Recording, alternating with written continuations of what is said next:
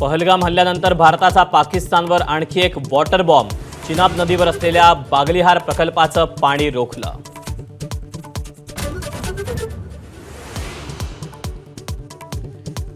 वायुदल प्रमुख अमरप्रीत सिंग यांनी घेतली पंतप्रधान मोदींची भेट. अर्धा तास चर्चा. वायुदलाच्या सिद्धतेचा पंतप्रधानांकडून आढावा.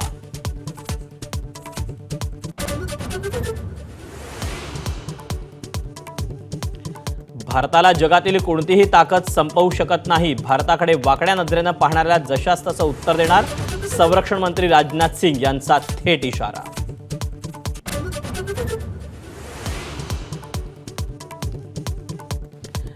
पाकव्याप्त काश्मीरात हमासची एंट्री. जैश ए मोहम्मद आणि लष्कर ए तोयबाशी हातमिळवणी. पहलगाम हल्ला हमासच्या हल्ल्याशी मिळता जुळता.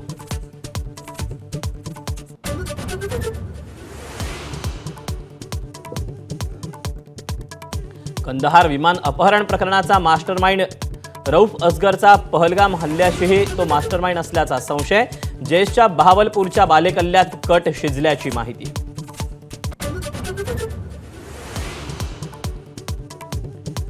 पाकव्याप्त काश्मीरमध्ये मदरशांच्या नावाखाली दहशतवादी ट्रेनिंग सुरू असल्याचं उघड.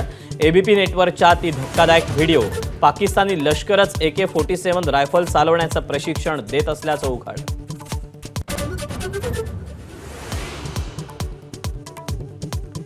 यूट्यूब चॅनल बंद करणं म्हणजे बदला आहे का? संजय राऊतांचा मोदींना सवाल. इंदिरा गांधींचा इतिहास बघण्याचा सल्ला. तर संजय राऊत काँग्रेसमय. बावनकुळेंचा पलटवार.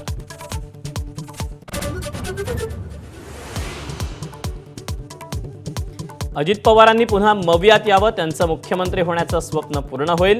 ठाकरेंच्या शिवसेनेच्या विनायक राऊतांची अजितदादांना खुली ऑफर.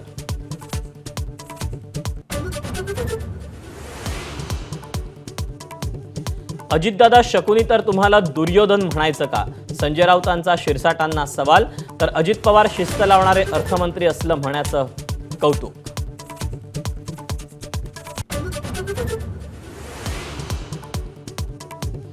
अवघ्या काही तासात 12वीचा निकाल जाहीर होणार. दुपारी 1 वाजल्यापासून ऑनलाईन पाहता येणार. मंगळवारपासून कॉलेजमध्ये मिळणार गुणपत्रिका.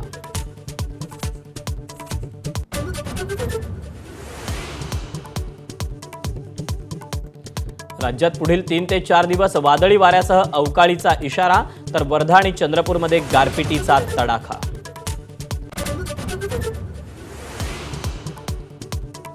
IPL मध्ये कोलकात्याचं आव्हान जिवंत. राजस्थान रॉयल्सवर अवघ्या 1 धावेनं विजय. जोफ्रा आर्चर शेवटच्या चेंडूवर झाला धावबाद. रियान परागच्या 95 धावा पाण्यात.